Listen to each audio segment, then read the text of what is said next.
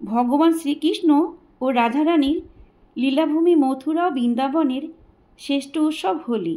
এই দিনগুলি ভক্ত ও ভগবানের মধ্যে গড়ে ওঠে এক আধ্যাত্মিক বন্ধন।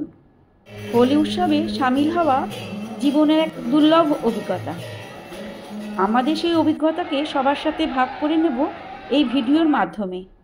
আজকে বৃন্দাবনের বাঁকে বিহারী মন্দিরে এসেছি।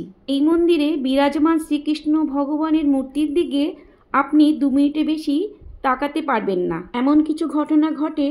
সেই জন্য এই মন্দিরে 2 মিনিট অন্তর অন্তর পর্দা দিয়ে ঢেকে দেওয়া হয়। মন্দিরে এখন রাতের ভোগ নিবেদন চলছে।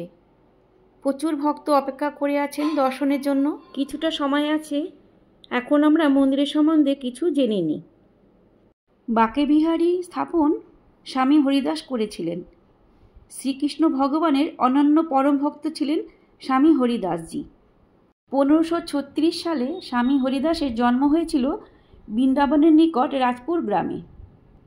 বিখ্যাত গায়ক তানসেনের গুরুজি ছিলেন স্বামী হরিদাসজি।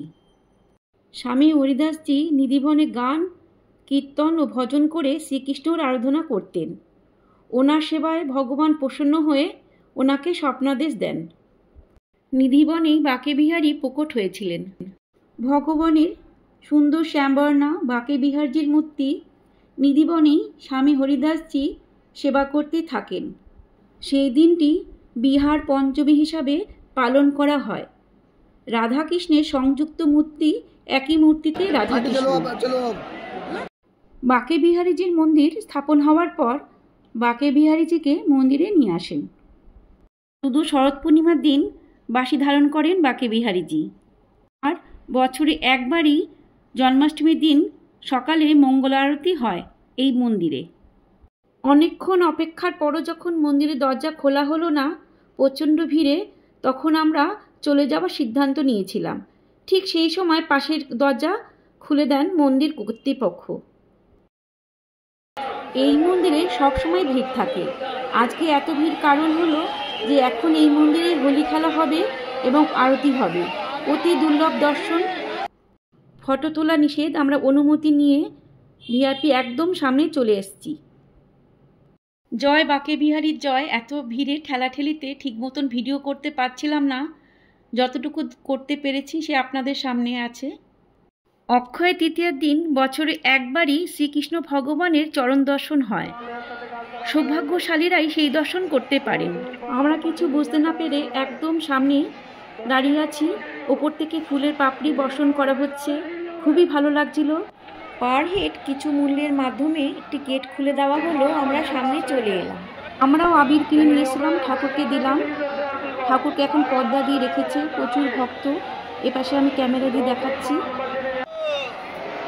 সকলকে আবির দেওয়ার পর ঠাকুরের পর্দা সরিয়ে জয় বাঁকে বিহারীর জয়, জয় বাঁকে বিহারীর জয়। সবাই বাঁকে বিহারীর অতি দুর্লভ দর্শন করে নিজেকে কৃতার্থ মনে করছেন, ঠাকুরের নাম জপ করছেন।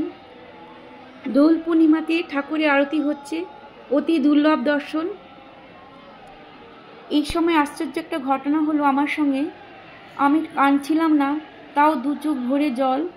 ঠাকুরের অতি দুর্লভ দর্শন করতে পেরে আমি সত্যি কৃতার্থ। জয় বাঁকে বিহারীর জয়। আমার বৃন্দাবন আসা সার্থক হয়েছে। আমি এত কাছ থেকে বাঁকে বিহারীর দর্শন করতে পারলাম। সবই ভগবানের ইচ্ছে। এত ভিড়ে যখন আমরা সামনে আসতে পেরেছি, আমরা পুরো আরতি দেখলাম। দোল পূর্ণিমা উপলক্ষে ঠাকুরের বিশেষ আরতি হচ্ছিল। খুবই ভালো লাগছিল। সে কথা ভাষায় প্রকাশ করা যায় না। এক অপূর্ব অনুভূতি।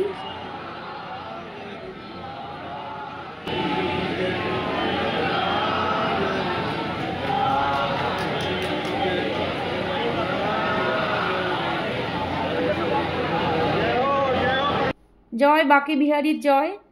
বাঁকে বিহারীর ধ্বনি দিতে দিতে সবাই ভক্তেরা মন্দির থেকে বেরিয়ে আসছেন।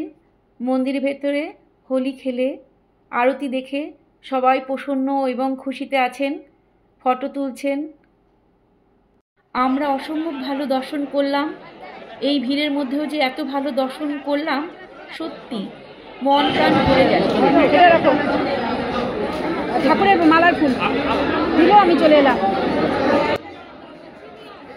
আসার সময় মন্দিরতে একটি মালা ছুঁড়ে দিল, সবাই হাতে হাতে ফুল নিয়ে নিল, আমিও একটুখান থেকে ফুল নিয়ে এলাম।